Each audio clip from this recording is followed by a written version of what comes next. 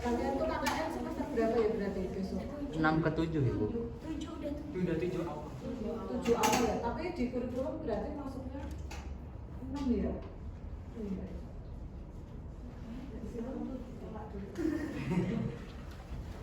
Selamat siang anak-anak. Selamat siang, Ibu. Gimana kabarnya nih? Alhamdulillah luar biasa. Allahu Akbar. Oke. Mungkin Ibu buka dulu ya. Assalamualaikum warahmatullahi wabarakatuh. Waalaikumsalam warahmatullahi wabarakatuh. Pada sehat ya hari ini ya, walaupun hujan tapi kita harus tetap semangat ya.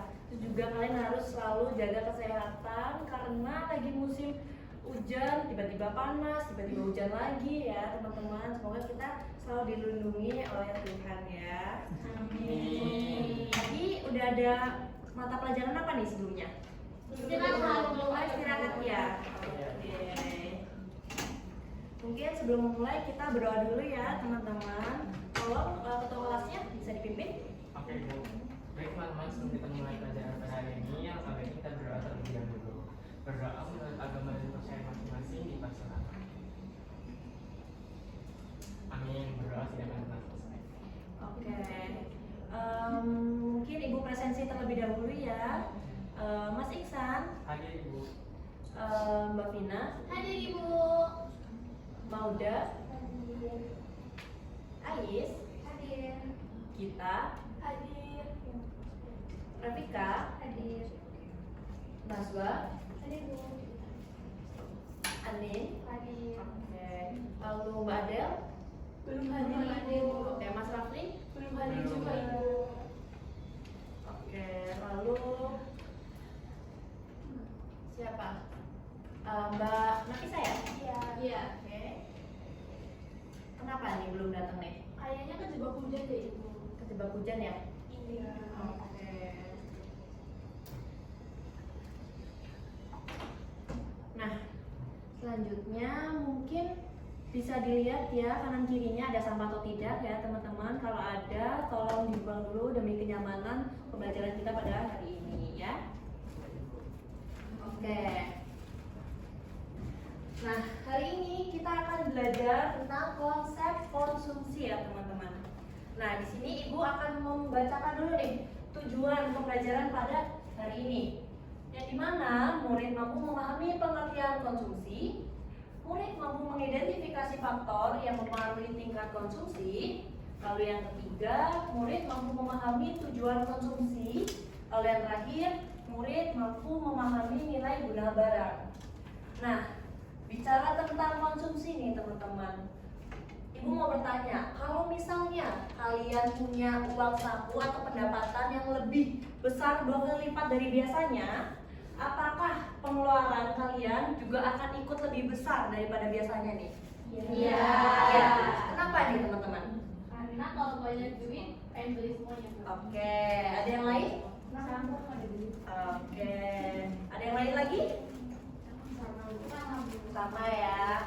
Nah, mungkin dengan kita belajar materi konsumsi pada hari ini mengajarkan kita belajar bahwa cara mengalokasikan pendapatan atau uang saku yang kita punya dengan benar agar kita mendapatkan kepuasan kita secara maksimal dan juga tetapi ya dalam ranah yang benar ya teman-teman, bukan untuk pengeluaran yang impulsif atau pengeluaran yang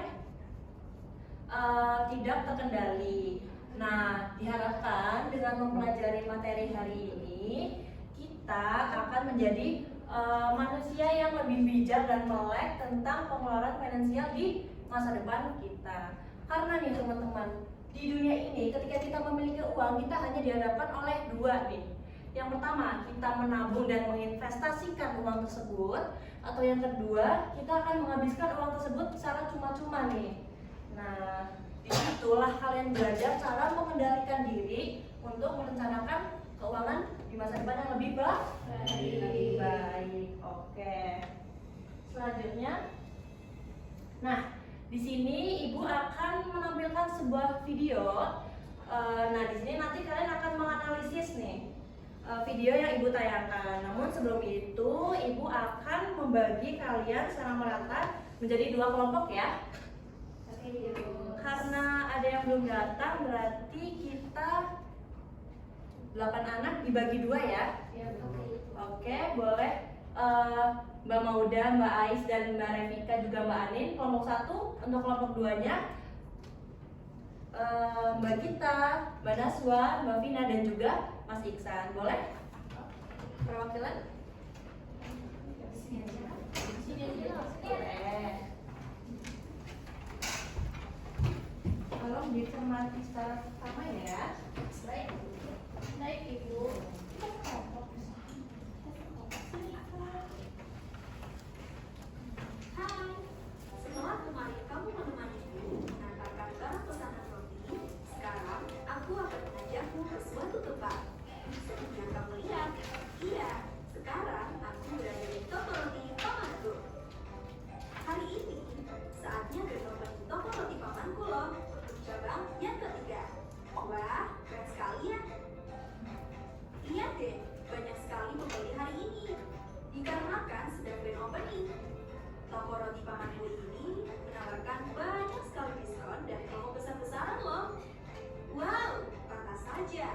Pasti mereka tertarik untuk membeli roti sebanyak-banyaknya. Aku juga mengajak temanku loh untuk datang ke sini. Iya, aku tawarkan juga ke mereka. Kalau di sini ada varian roti yang menjadi favorit banyak pembeli. Tapi ternyata temanku lebih memilih roti yang dia suka. Temanku ini ingin membeli 4 roti kesukaannya untuk keluarga di rumah. Tapi karena temanku ini hanya membawa uang sebesar 20.000 saja, jadi hanya bisa mendapatkan roti 2 biji. Mungkin saja kalau temanku ini membawa uang 60.000, dia bisa membeli 4 roti untuk keluarganya. Eits, tiba-tiba saja aku diajak pamanku untuk membantu mempersiapkan pesanan pelanggan. Wah, banyak sekali nih. Sepertinya roti ini dipersiapkan untuk acara besar. Benar ternyata, kata pamanku, pesanan ini digunakan untuk acara ada di suatu daerah. Pantas saja, pesanan yang dibuat banyak dan beragam. Akhirnya selesai juga kegiatanku hari ini. Terima kasih banyak ya sudah menemaniku. Dadah!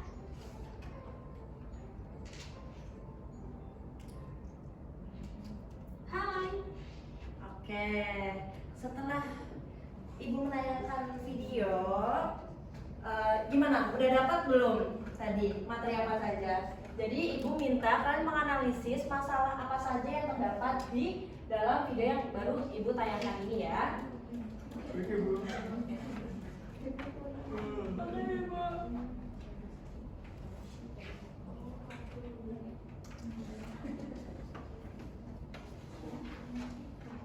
Kalau ada yang mau ditanyakan, tanyakan pada Ibu ya. Oke, Ibu.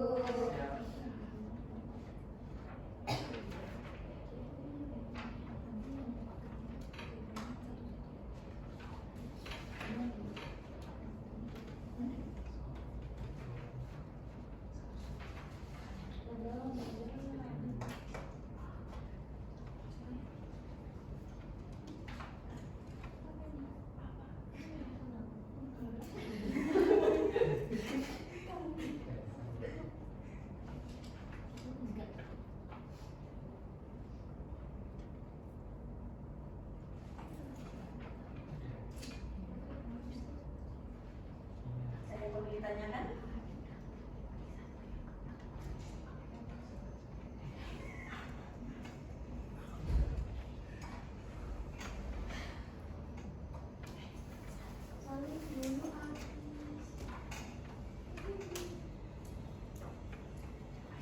Ini ada Mbak Apis ya, baru datang ya. Kenapa nih Mbak Apis nih? Tadi gajinya. Oh iya, nggak apa-apa. Silakan duduk karena lagi musim hujan juga ya. Tadi juga ada yang baru datang juga waktu mau pembelajaran yang lain tadi karena emang tiba-tiba hujan, tadi juga kehujanan di jalan. Ada yang sudah selesai?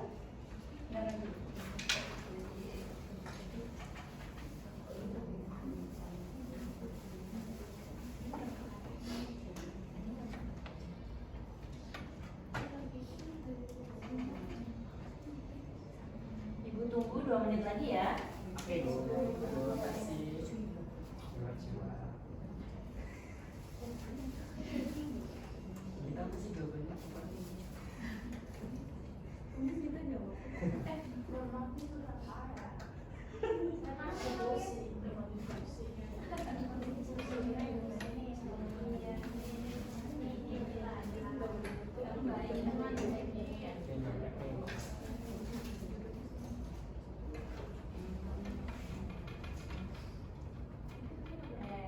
Sudah selesai? Dikit lagi. Ada belum? Baik.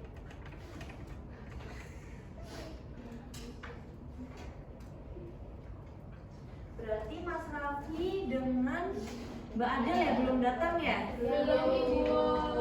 Apakah belum ada keterangan ya? Ibu belum ada pesan nih? Nggak tahu, kayaknya banjir kan. Banjir ya? Baik. Ya udah, Bu. Sudah, Ibu. Oh, sudah? Oke. Ibu minta dari dua kelompok ini mempresentasikannya ya. Untuk kelompok satu terlebih dahulu. Siapa ini yang mau mempresentasikannya? Udah, Bu. Oke. Silakan Bapak Muda. Aduh, nontonnya lagi absen. Izin ya, perkenalkan kami dari kelompok pensi. Oke, kita masuk ke pertanyaan pertama, Ibu. Jadi yang pertama itu mengenai identifikasi faktor utama yang membatasi keputusan konsumsi di video tersebut. Nah, di sini tuh dibahas tadi bahwasanya harga barang yang di situ disebutkan roti itu diasumsikan sebesar 40.000, maka harga per rotinya 40.000. Ketika membeli harga 4 roti berarti harus membayar 40.000. Jadi per rotinya itu harganya 10.000. Lalu tingkat pendapatan atau ketersediaan hanya membawa uang 20.000 gitu, jadi kurang. Lalu menurut konsep ekonomi mungkin ya Bu, karena kita belum belajar jadinya tidak tercapai gitu, karena 20.000 itu hanya mampu membeli 2 buah roti. Jadi kepuasan itu yang tercapai kurang lebih. Terus yang terakhir bagaimana faktor eksternal dari video tersebut? Mungkin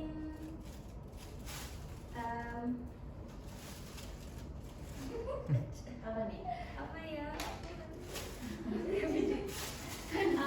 Belum tahu sih Bu, tapi misalkan nanti faktor eksternalnya bisa jadi karena harga roti itu tergolong murah, mungkin nanti roti itu bisa banyak peminatnya, jadi permintaan itu menaik. Lalu juga terlepas dari selera, karena kan di situ banyak varian juga, misalkan ada yang roti tawar, ada yang mungkin manis dan lain sebagainya. Oke, mungkin begitu ya. Terima Ya, kasih itu untuk dia. kelompok satu. Beri aplaus dulu nih. Silakan untuk kelompok dua. Nazwa mau nyalain TV katanya, Bu.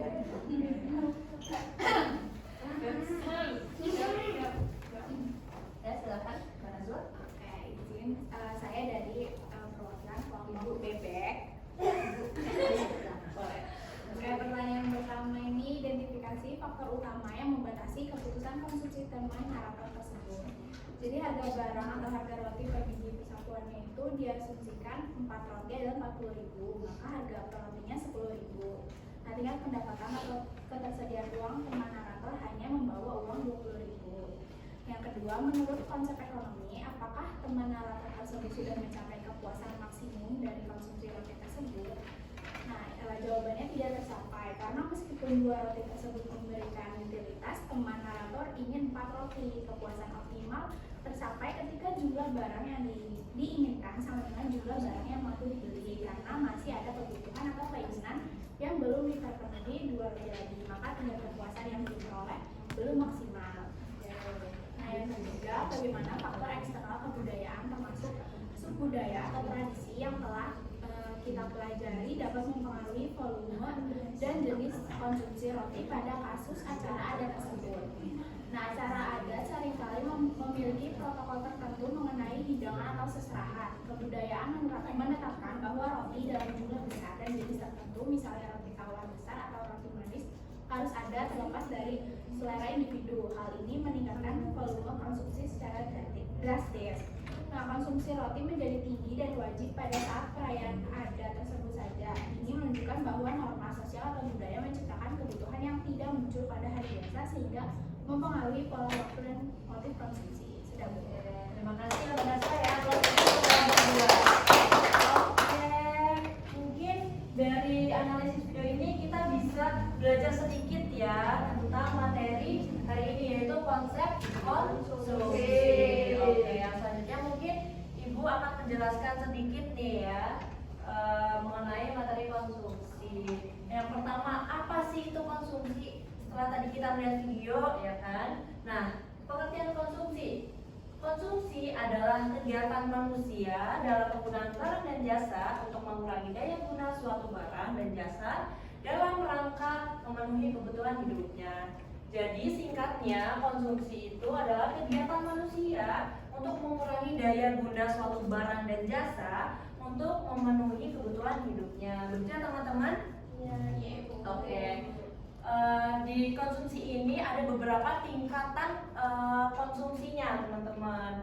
Nah, yang pertama itu ada faktor internal, yang kedua ada faktor eksternal. Untuk tingkat faktor internal itu juga dibagi menjadi 3 nih teman-teman. Yang pertama ada faktor internal pendapatan, faktor internal motivasi, dan juga faktor internal kepribadian. Oke. Apa sih itu faktor internal pendapatan? Nah, ini didapatkan ketika semakin tinggi pendapatan seseorang, maka semakin tinggi pula tingkat konsumsinya. Seperti yang tadi di awal ya teman-teman, ketika kita punya uang lebih nih teman-teman.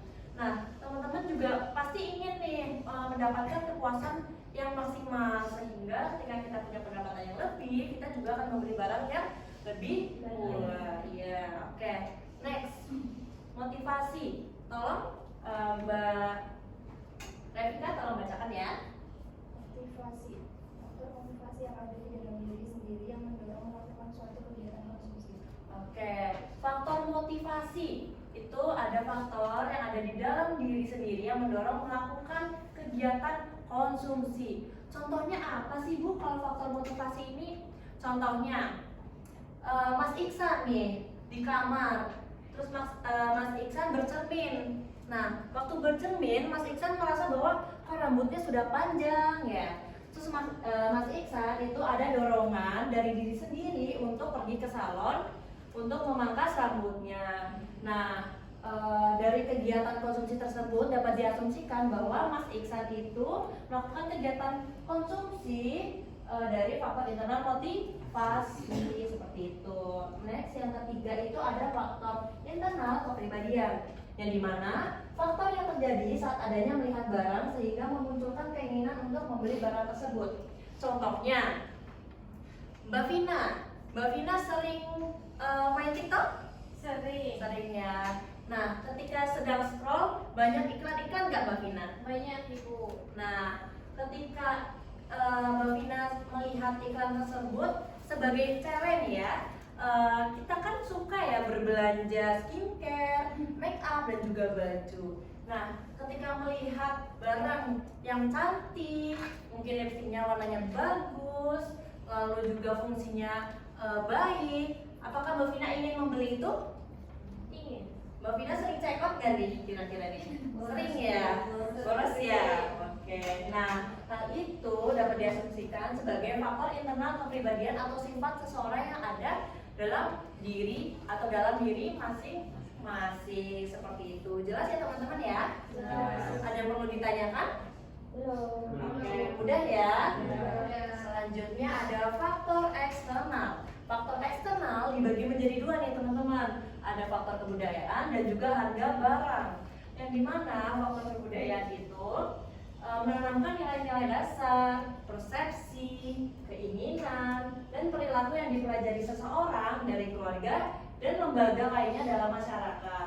Contoh dari faktor eksternal kebudayaan itu apa sih Bu? Nah, contohnya nih, di daerah tempat tinggalnya Mbak Nafisa. biasanya ada upacara kebudayaan yang diadakan dalam setahun sekali atau setengah setahun sekali. Nah, di saat menjelang upacara kebudayaan tersebut, tingkat konsumsi terhadap terhadap barang dan jasa yang dibutuhkan itu meningkat, sehingga dapat dikatakan bahwa tingkat konsumsi itu diklasifikasikan faktor eksternal ke budayaan, seperti itu ya. Lalu yang kedua, harga barang, di mana apabila harga barang naik, maka jumlah barang yang dikonsumsi akan berkurang dan juga sebaliknya. Betul nggak nih teman-teman? Betul. Contohnya, ketika Bagita ke pasar membeli mangga, biasanya Bagita membeli mangga sekilonya harga 20.000. Nah, Bagita datang ke pasar, bilang, "Pak, saya mau beli mangga 2 kilo." Ternyata harga mangga sekilonya naik menjadi 25.000 per kilo. Dengan adanya kenaikan harga barang tersebut, Bagita mengurungkan niatnya untuk membeli mangga seberat 2 kilo tersebut. Jadi Bagita hanya membeli sekilo karena adanya kenaikan harga barang yang terjadi. Tapi sebaliknya, ketika mangga sekilonya itu diskon atau turun harganya menjadi 15.000, Bagita pasti akan berpikir, wah, sedang diskon ini, lumayan banyak ya, 5.000 per kilonya ya. Mungkin Bagita akan menambahkan yang tadinya membeli 2 kilo jadi 3 kilo mangga nih. Nah, itu dapat diklasifikasikan sebagai faktor eksternal harga barang. Oke, gimana? Udah dipahami ya? Udah. Ada yang mau ditanyakan lagi? Oke. Next, ada tujuan konsumsi nih. Sebagai manusia, tujuan konsumsi yang pertama itu menciptakan tingkat permintaan masyarakat. Betul nggak nih teman-teman? Betul. Nah, ketika kita ingin membeli atau mengkonsumsi barang atau jasa, berarti tingkat permintaan kita akan meningkat dan bertambah kan ya? Iya. Oke, yang kedua, konsumsi dapat memenuhi kepuasan seseorang. Betul nggak nih teman-teman? Betul. Betul ya. Ketika kita membeli barang atau jasa yang sesuai dengan keinginan kita, maka tingkat kepuasan maksimal kita akan terasa gitu ya. Yang ketiga, konsumsi dapat memenuhi kebutuhan nilai ganda pada seseorang. Kalau ada yang nanya, Bu, nilai ganda seseorang itu seperti apa nih Bu? Ibu kasih contoh ya. Misalnya, Mbak siapa nih? Mbak Naswa. Mbak Naswa beli sepatu bermerek nih. Mbak Naswa membeli sepatu bermerek yang mungkin lagi ngetren ya di kalangan Gen Z gitu ya.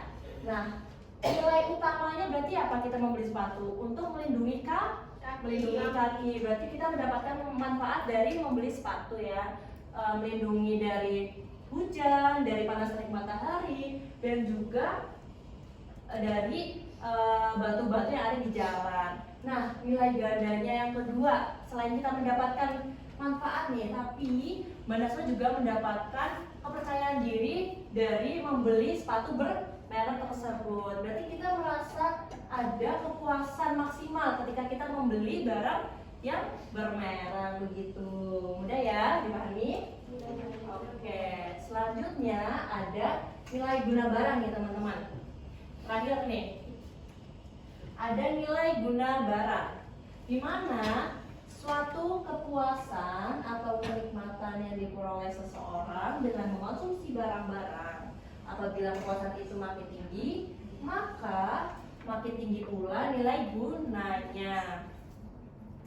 Oke, nilai guna barang itu ada dua nih. Tolong Mbak Gita bacakan nilai pakai dan nilai tukar. Salah satu aja.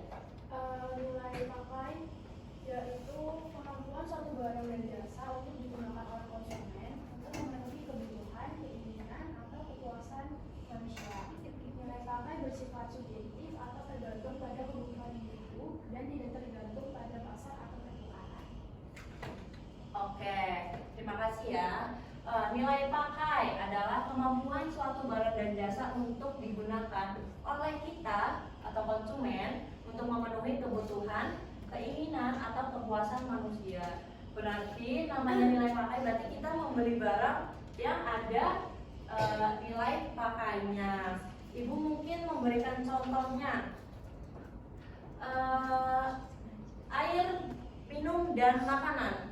Kita sebagai manusia itu pasti akan membutuhkan air dan makanan untuk memenuhi energi kita sehari-hari ya teman-teman. Nah berarti makan dan minuman itu memiliki nilai pakai yang besar. Nah contoh lainnya mungkin karena kita sedang musim hujan ya, kita membeli payung. Untuk apa? Untuk melindungi kita dari hujan. Berarti payung tersebut memiliki nilai pakai yang besar. Oke. Yang selanjutnya ada nilai tukar. Oke, Mbak Mauda, tolong bacakan. Nilai tukar adalah kemampuan suatu barang untuk ditukar dengan barang lainnya. Nilai tukar bersifat objektif, ditentukan oleh harga, oleh pasar, penawaran, dan juga permintaan, dan hanya relevan dalam konteks pertukaran atau perdagangan. Oke, digarisbawahi ya teman-teman. Hanya relevan dalam konteks pertukaran atau perdagangan. Contohnya nih, 1 kilo kopi ditukar dengan 1 kilo kopi seharga dengan Rp150.000. Contoh lainnya, 1 karung beras ditukar dengan 5 ekor ayam. Apakah beras 1 karung itu bernilai harganya? Iya. Bernilai, oke. 5 ekor ayam itu bernilai harganya? Iya. Maka dengan adanya sama-sama bernilai atau memiliki persamaan dari konteksnya itu memiliki harga ya. Nah berarti dapat disimpulkan bahwa kedua barang tersebut memiliki nilai tukar yang sama harganya. Jadi kalau misalnya ibu mau nukar, ibu punya air galon nih, segalon, mau ditukar dengan 2 ekor ayam, bisa nggak teman-teman? Nggak bisa ya, karena dimana kalau misalnya nilai tukar itu yang memiliki nilai yang susah didapatkan. Oke, nah ibu akan memberikan contoh dari perbedaan nilai pakai dan nilai tukar. Contohnya, air minum dan juga berlian. Air minum memiliki nilai pakai yang tinggi. Mengapa? Karena kita sebagai manusia membutuhkan air tersebut untuk kehidupan kita sehari-hari. Nah, tetapi untuk berlian nilai pakainya itu rendah, atau karena ketika kita tidak mempunyai berlian pun kita juga tidak apa-apa ya kan teman-teman? Begitu. Nah, untuk nilai tukarnya kebalikannya nih teman-teman. Di saat air minum nilai tukarnya rendah seperti yang tadi ibu bilang. Kenapa? Karena air minum itu sangat mudah didapatkan dan ada di sekitar kita. Oke, yang selanjutnya nilai tukar pada berlian itu besar atau rendah? Besar. Kenapa nih? Bagus.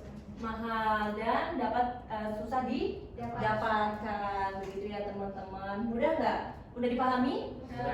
Mudah ya. Oke. Mungkin karena waktunya sudah mau selesai ya, sudah mau istirahat lagi ya. Iya. Selanjutnya mata pelajaran apa nih? Akuntansi.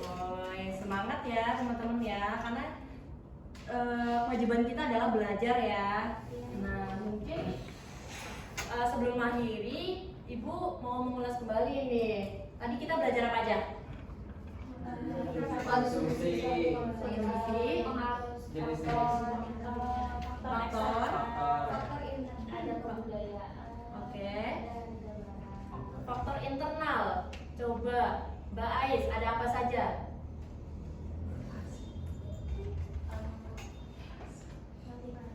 Motivasi, sifat, lalu apa nih? Ada yang bisa dibantu?